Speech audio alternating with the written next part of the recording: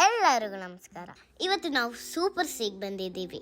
ನಾವು ಏನೆಲ್ಲ ತಗೋತೀವಿ ಅದು ನಿಮಗೆ ತೋರ್ಸಾಗಿ. ಫಸ್ಟ್ ಹೋಗ್ತಿರೋದು ಫ್ರೂಟ್ಸ್ ತಗೊಳಗೆ.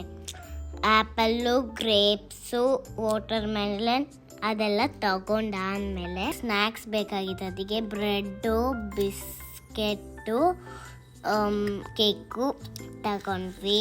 ನನ್ನ ಫೇವ್ರೆಟ್ ಆರೆಂಜ್ ಜ್ಯೂಸ್ ತಗೊಂಡೆ.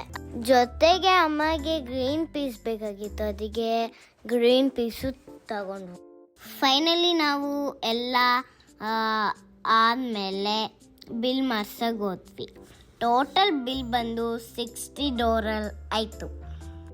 ಐಟಮ್ಸ್ ಎಲ್ಲ ಬ್ಯಾಗ್ ಹಾಕೊಂಡಾದ್ಮೇಲೆ ನಾವು ಆ ಟ್ರೋಲಿನ ಅದು ಜಾಗದಲ್ಲಿ ಇಟ್ವಿ.